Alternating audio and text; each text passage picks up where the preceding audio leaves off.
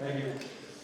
Welcome students, parents, veterans, Superintendent Vienda, Principal Duff, Selectman Velez, special guests, community leaders. Before today's ceremony begins, I just would like to remind the students of Quaboag's core values of responsibility, acting with honesty and respect to self and others. And you can demonstrate that in this ceremony by keeping your cell phones in your pocket, sitting up, and listening actively to the speakers. That's our expectation of you during this assembly. Parents, feel free to take your cell phones out, take the pictures, and capture the moments with your children up here on stage, so that's fine. So this Veterans Day ceremony is being conducted by 8th grade students to honor and remember our veterans. We'll also recognize the sacrifice and service to our country made by Quaboag or Warren High School alumni who have served in the armed services. These veteran alumni have been inducted into the Quaboag Veterans Wall and have a picture plaque on the outside wall of the auditorium. Now, to start today's ceremony, I'll turn it over to 8th grader Sophia Palucci.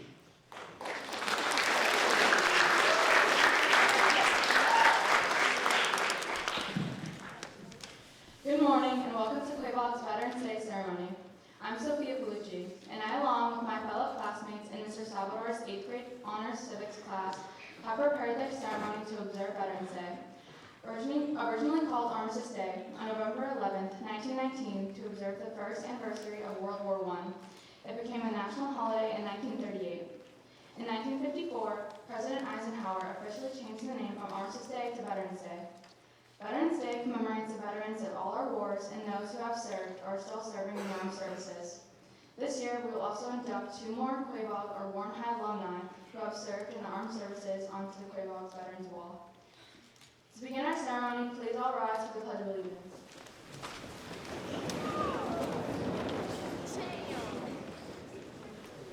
I pledge allegiance to the flag of the United States of America and to the republic for which it stands, one nation, under God, indivisible, with liberty and justice for all.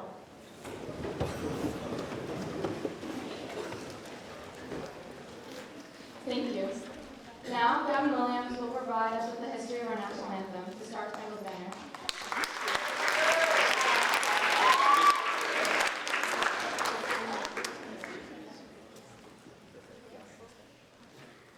During the War of 1812, which was fought between the United States and Great Britain, American Francis Scott Key was being detained on a British ship in the Chesapeake Bay. From this location, he witnessed the British bombardment of America's Fort McHenry. All through the night, the shells rained down on the fort, yet the American flag continued to wave through the pole on top of the fort. Francis Scott Key was so moved with pride for his young country at the sight of the flag that he wrote a poem called The Defiance of Fort McHenry. This poem would later be set to music and become known as the Star Spangled Banner. The Star Spangled Banner officially became our national anthem by congressional resolution, March 3, 1931. It was signed by President Herbert Hoover. Now to sing our national anthem, the Star Spangled Banner, please stand and welcome Asher Sargent and Persephone Piermont.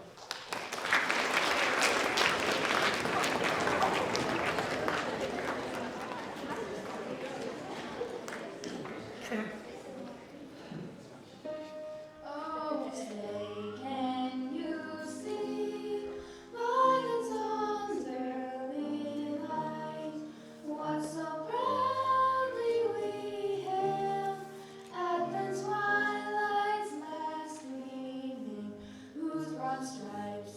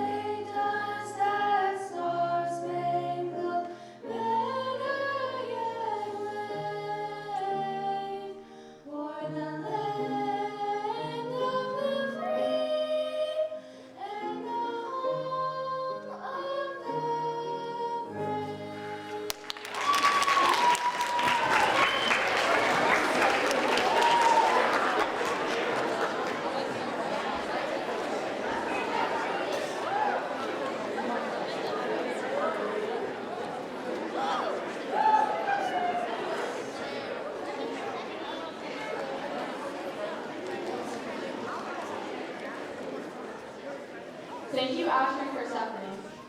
It is now time for us to retire our ragged old flag. Please welcome Trace Carrington and his fellow classmates as they hold up our flag.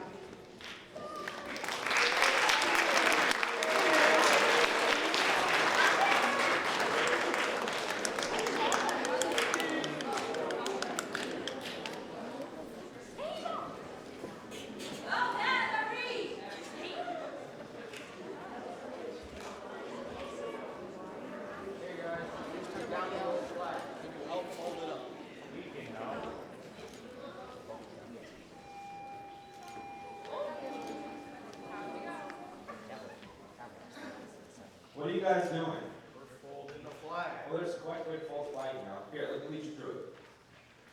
First, two of you hold the flag by the ends and face each other. Stretch it out horizontally at waist height.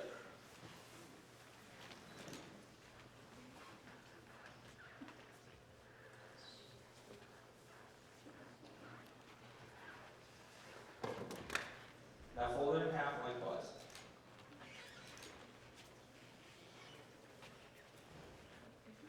Fold it in half lengthwise again. The blue of the union should be on the outside with the edges held together.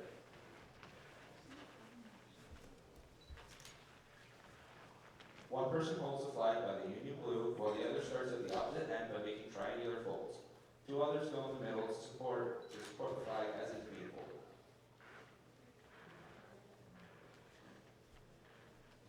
Continue to fold the flag in triangles until it resembles a paper football with only the blue showing.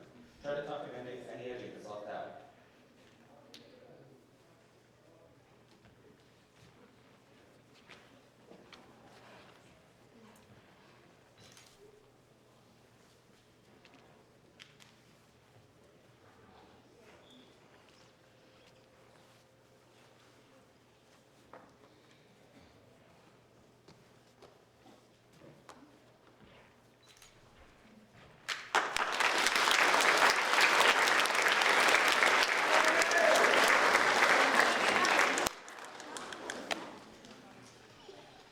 I'm your flag. I was born on June 14th, 1777. I'm more than cloth shaped into a design. I'm the refuge of the world's oppressed people. I'm the silent sentinel of freedom. I'm the inspiration for which American patriots gave their lives and fortunes. I have led your sons and daughters into battle from Valley Forge to the Arabian Peninsula. I walked in silence with each of your honored dead to their final resting place beneath the silent wind crosses. Row upon row, Old Glory is my nickname. I have flown through peace and war, and I proudly wave on high. I remain the symbol of peace and freedom for all people throughout the world. For I am your flag.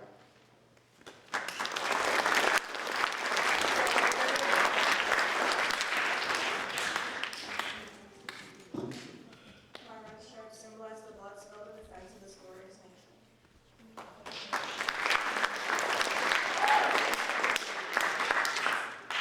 My red shirt signifies the burning tears shed by Americans who lost their sons and daughters in defense of this nation and freedom around the world.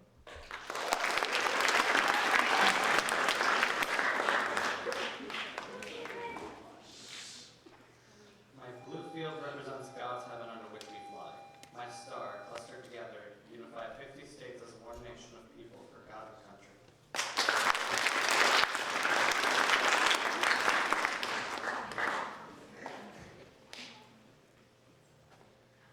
I would now like to present our tattered old flag to Quaboag's own Director of Technology, U.S. Marine Corps veteran, and member of the American Legion Post 293 in East Longmeadow, Mass. Mr. Peter Hadley.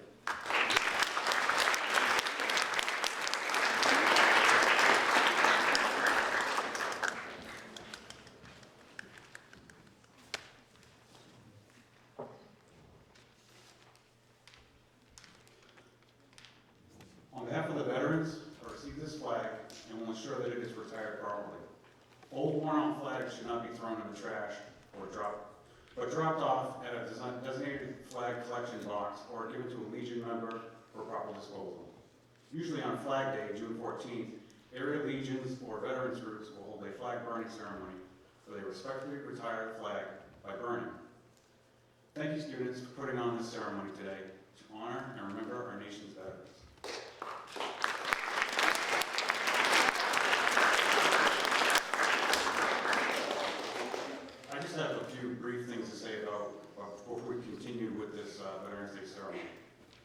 Veterans serve their country whether they chose to or not, and don't seek out recognition or kudos. However, thanking a veteran for their service is probably the best show of appreciation one can do. If you have the opportunity, thank a veteran for their service. Also, as a Marine veteran, I'd like to recognize that today is the 247th birthday of the United States Marine Corps. Happy birthday to the Marine Corps. Thank you.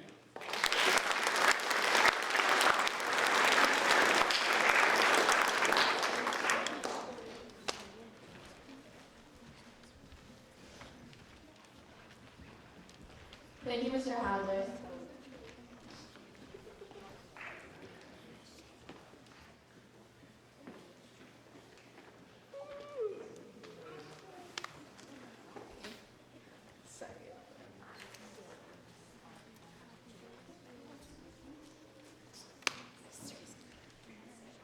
Veterans have given their lives throughout the history of our nation's conflicts and wars.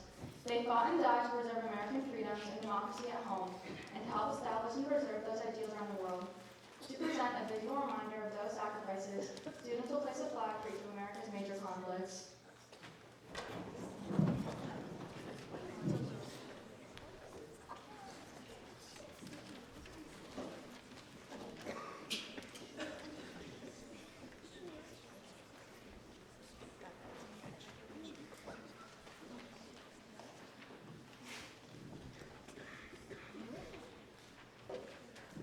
The American Revolution, 1775 through 1783, 25,000 American deaths.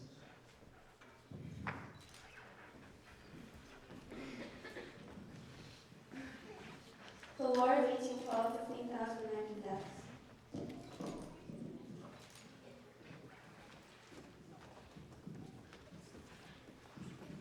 The Mexican War, 1846 to 1848, 13,283 American deaths.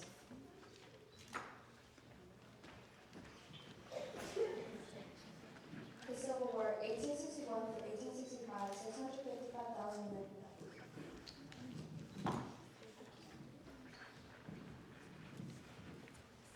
The Spanish-American War, 1898, 2,446 American deaths.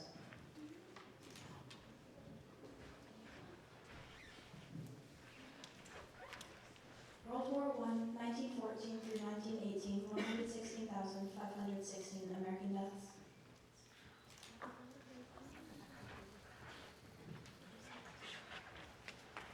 World War II, 1939 to 1945, 405,399 American deaths.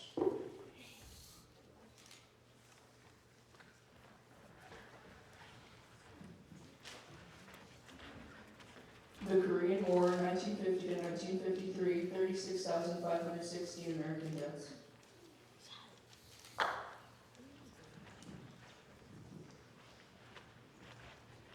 The Vietnam War, 1965 to 1975, 58,209 deaths.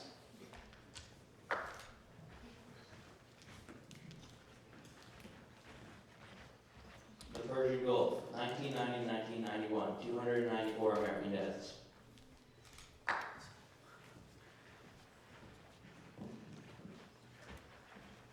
The war in Iraq, 2003 through 2011, 4,497 American deaths.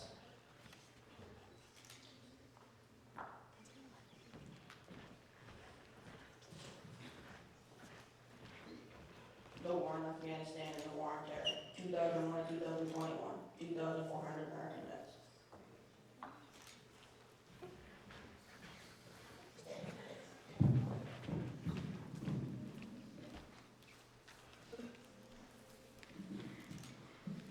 These flags represent the 12 major wars or conflicts that the United States has been involved in, and the Americans that lost their lives defending our country and ideals. Please stand for the playing of taps by Mr. Joinville.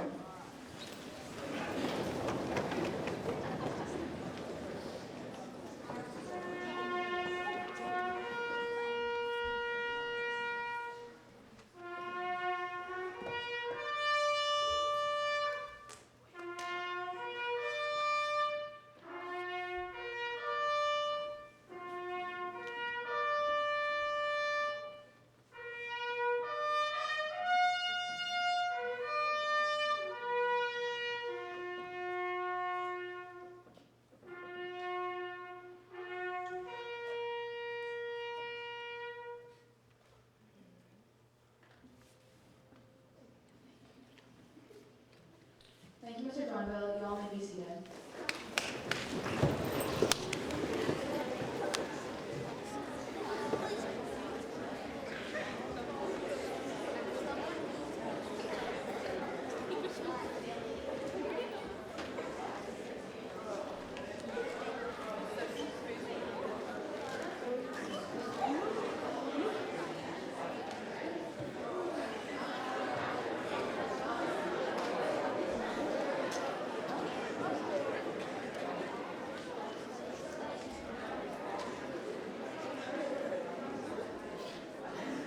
Quaboag has established a special display of pictured plaques on the back wall of this auditorium to recognize those Warren High School and Quaboag alumni who have served in the armed services. It is our intention to add to the special display every year and to formally induct those veterans to the Quaboag Veterans Wall each year at our Veterans Day ceremony. This year, we have 2 veterans to add on our Quaboag Veterans Wall. It is now my honor to read the names of those being inducted today onto the Veterans Wall this year. If you or a family representative is present here today, please come forward to the base of the stage as your name is called. David Carrington, class of 1989, U.S. Marines.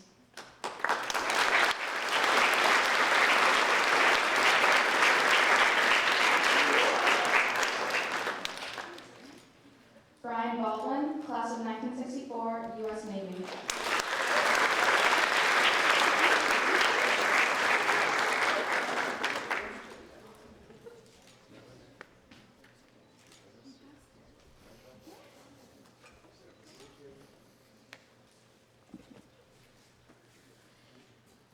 Thank you, veterans, for your service. You may return to your seats.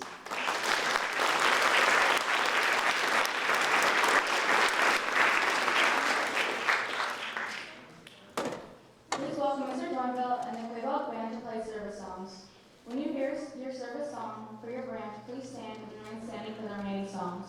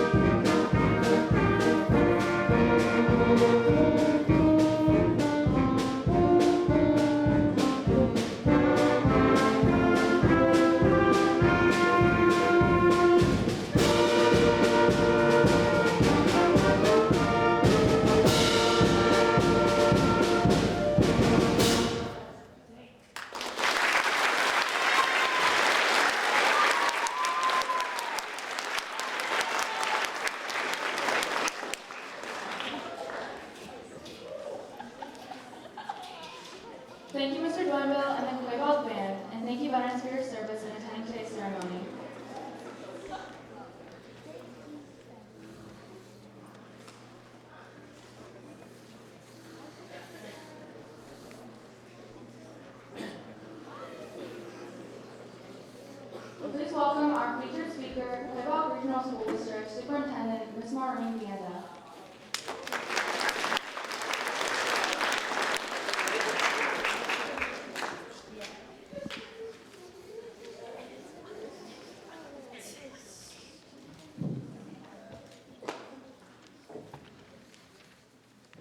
Welcome, everyone. I am very honored to be here with you today. I personally love history. I think students, we learn a lot from studying history, and it's important to keep special traditions such as this day going every single year.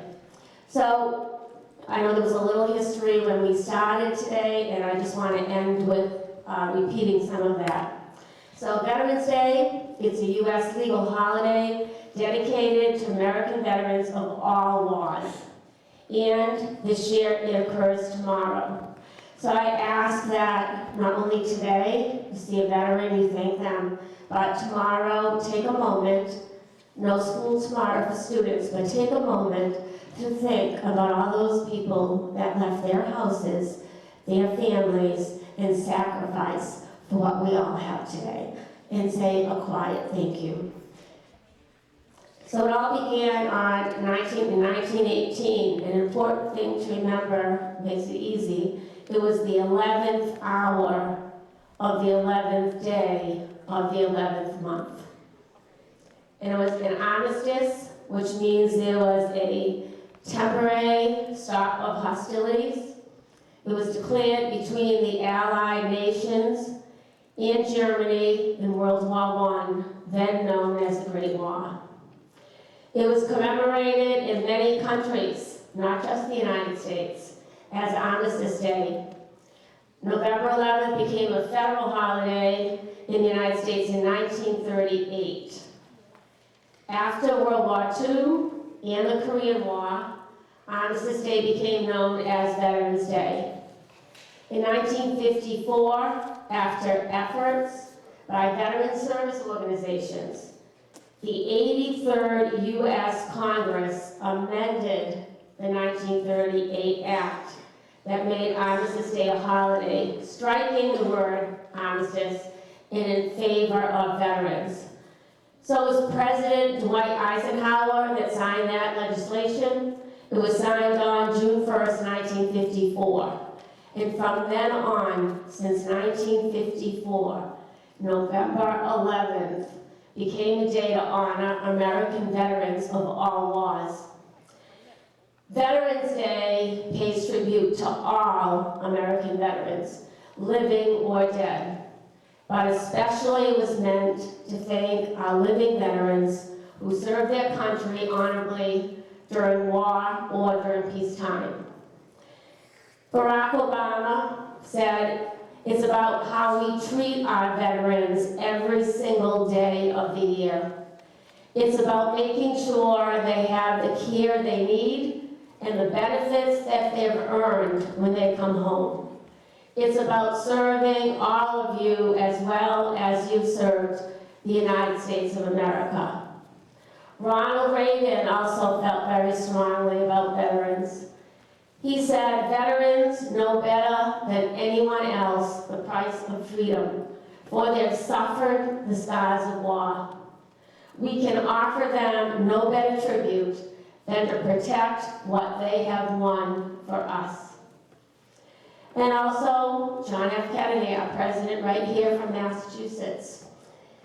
In 1963, when he was given a Thanksgiving proclamation, he stated, as we express our gratitude, we must never forget that the highest appreciation is not in the words we utter, but how we live by them. My own father was a veteran of World War II. He served in the U.S. Navy aboard the ship USS Philadelphia. I can still remember, as we hear these songs today and our veterans stood, him standing proudly, representing that he had joined the Navy and he had made a difference for our country. The military men and women who serve and protect the United States come from all walks of life. They are our parents, our children, our grandparents, our friends, our neighbors, and our co-workers. And they are a most important part of our community. Today and every day, we honor and thank our veterans for their service. Thank you for your service, and thank you for joining us today.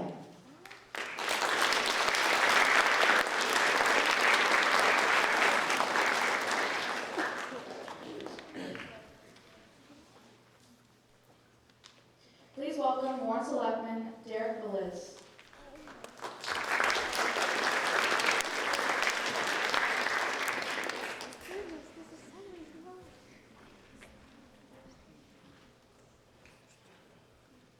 Good morning. 13 years ago, my wife and I, we were looking for a better place to live. And we found Warren, which has been a wonderful place, beautiful people, a wonderful school. But you have to realize that we are not here just because of that. We're here because a lot of our brothers have sacrificed their time, their lives. As an elected official,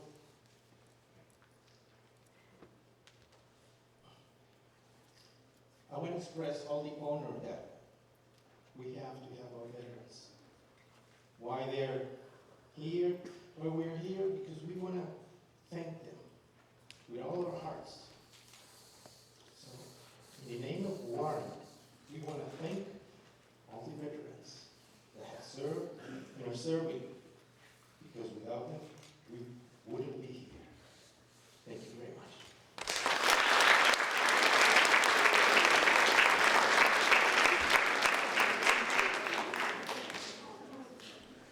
Thank you, Selectman Beliz. Now to conclude today's ceremony, please welcome Mr. Salvador.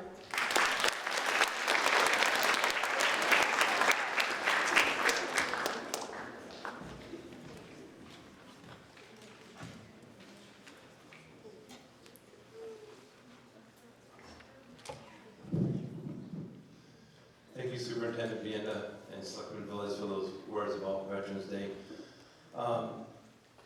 As a student, again, as a history teacher,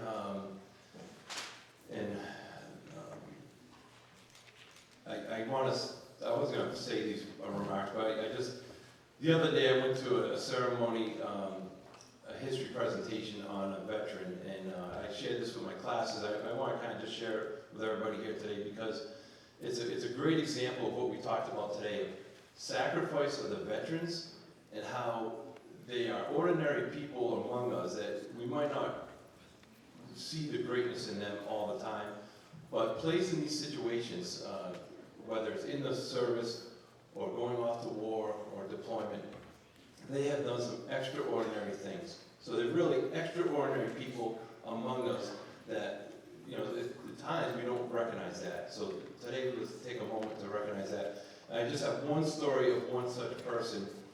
And this was from my presentation I went to the other night. And one of the reasons I went to this historical talk was because this veteran was a classmate of my father's growing up. And so my dad, during World War II, was 13. And he would eventually go off to the Korean War. But during World War II, he was a young teenager like yourself at home. And one of his older classmates went off to war. His name was Basil Izzy. Now, Basil Izzy joined the Navy, and as a young 19-year-old boy from Barry, Mass, he served on a merchant ship to guard, if there's torpedoes or German U-boats are coming, they were supposed to shoot at these ships. Well, they were off the coast of Brazil, and his ship got torpedoed. And there was a great loss of life, like over 300 sailors lost their lives on that ship when it sank. But Basil and 5 other of his Navy men were able to find a raft. And this raft was no bigger than like 10 feet by 10 feet. It's a small wooden raft. And they hopped on this raft hoping to get rescued very soon. And the days went by, the weeks went by, the months went by. Basil and his fellow sailors spent 83 days on this raft floating off the coast of Brazil. Unfortunately, 2 of the sailors passed away through starvation and exposure while they were on this raft.